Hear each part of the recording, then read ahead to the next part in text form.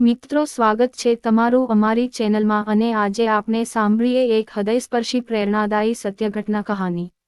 તો કહાનીની શરૂઆત કરીએ તે પહેલાં જો તમે અમારી ચેનલને સબસ્ક્રાઇબ ન કરી હોય તો ચેનલને સબસ્ક્રાઇબ કરવાનું નહીં ભૂલતા અને હવે સાંભળીએ સત્ય ઘટના કહાની। ડો. ચોટલિયાએ પેશન્ટની આંખ તપાસી, માત્ર આંખ જ તપાસી અને કહ્યું, બહેન, તમારી જમણી આંખમાં મોતિયો પાકી ગયો છે। હવે મોડું ન કરશો, જેટલું બને એટલું વહેલાં ઓપરેશન કરાવી લો। 60 વર્ષના સમૂબહેન શું બોલે? એમની સાથે આવેલા એમના પતિ લખુભાઈએ પૂછ્યું, સાહેબ, ખર્ચ કેટલો થશે?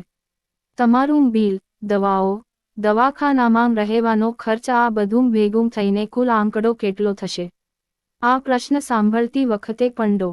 ચોટલિયાનું ધ્યાન ફક્ત દર્દી અને એના દર્દ તરફ જ હતું। એમણે કહ્યું, હું મોતિયાનું ઓપરેશન કરવાના 500 લઉં છું। દવાખાનામાં 5 દિવસ રહેવાના રોજના 50 લેખે 250 રૂપિયા થશે। દવાના બીજા 200, આમ કુલ 950 રૂપિયા થશે। સાંભળીને લખુભાઈનો ચહેરો ઉતરી ગયો, પણ એ કંઈ બોલ્યા નહીં। ભલે એ ગરીબ હતા, પણ પત્ની એમને વહાલી હતી। એની સારવાર માટે રૂપિયા ખર્ચવા પડે તો ગમે તેમ કરીને। સદભાગ્યે હવે ડો. ચોટલિયાની નજર એ ગરીબ પતિ પત્નીના કપડાં પર પડી। ઘણીવાર એવું બનતું હોય છે કે આપણે જોવા છતાં પણ જોતા નથી હોતા। આંખ મંડાતી હોય પણ ધ્યાનના પડદા પર દૃશ્ય ઝીલાતું ન હોય। કપડાં જોઈને ડો. ચોટલિયાએ મૂળ બજેટમાં રાહતની જાહેરાત કરી દીધી, તમે માત્ર મને ઓપરેશનની ફી જ આપજો।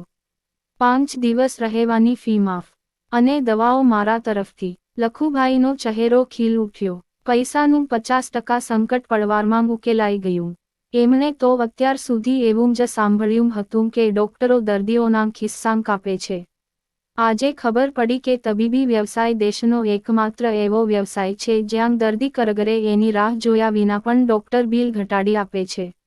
બાકી પ્રોવિઝન સ્ટોરમાં જઈને સાબુની ગોટીના ભાવમાં 2 રૂપિયા ઓછા કરવાની વાત કરી તો જોજો। આવું મોટાભાગના વ્યવસાયોમાં જોવા મળશે। ધર્મના કામમાં ઢીલ શી? શરીરની બીમારીનો ઈલાજ કરાવવો એ પણ ધર્મનું કામ છે।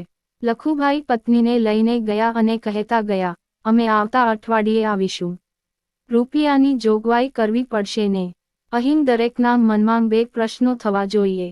1. દર્દી એટલી હદે ગરીબ હોઈ શકે કે 500 રૂપિયા ભેગા કરવા માટે પણ 1 અઠવાડિયું લાગી જાય? બીજો પ્રશ્ન એ કે આંખના મોતિયાનું ઓપરેશન 500 રૂપિયામાં કોણ કરી આપે?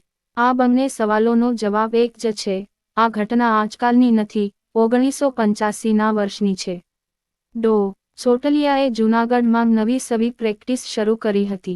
તે સમયે હજુ નવો નેત્રમણી મૂકવાની સર્જરી ગુજરાતમાં શરૂ થઈ ન હતી।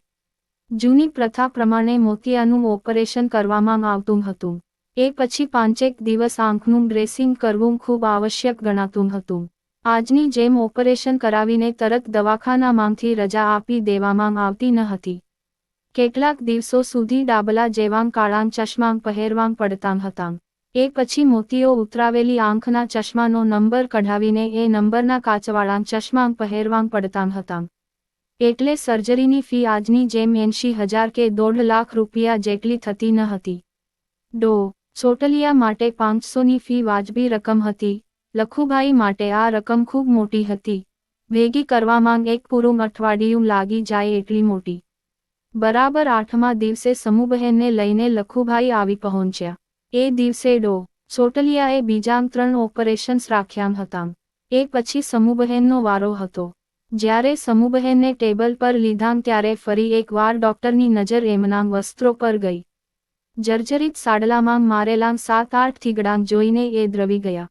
એમણે ઓપરેશન પૂરું કર્યા પછી લખુભાઈને કહ્યું, હું મારા બિલમાંથી વધુ 100 રૂપિયા ઓછા કરી આપું છું। 5 દિવસ પછી જ્યારે તમને રજા આપવામાં આવે ત્યારે તમે મને ફક્ત 400 રૂપિયા જ આપજો। લખુભાઈ આ સાંભળીને ગદગદ થઈ ગયા, સાહેબ, તમે તો ભગવાન છો। બાકી અમ જેવા ગરીબો માટે આટલો દયાભાવ કોને બતાવે? ઓપરેશન સારું રહ્યું। 5 દિવસ વિના તકલીફે પૂરા થયા। સમૂબહેનનો ઘરે જવાનો સમય થયો।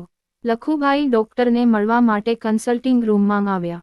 નિખાલસતાપૂર્વક રજૂઆત કરી, સાહેબ, તમારા બિલમાંથી 1 રૂપિયો પણ ઓછો કરવાની વાત કરવા હું નથી આવ્યો। તમે મારા ધાર્યા કરતાં પણ ઘણી વધારે રાહત કરી આપી છે.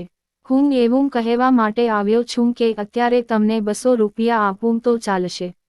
બાકીના 200 રૂપિયા જ્યારે અમે પાછા તમને બતાવવા આવીશું ત્યારે આપી દઈશ.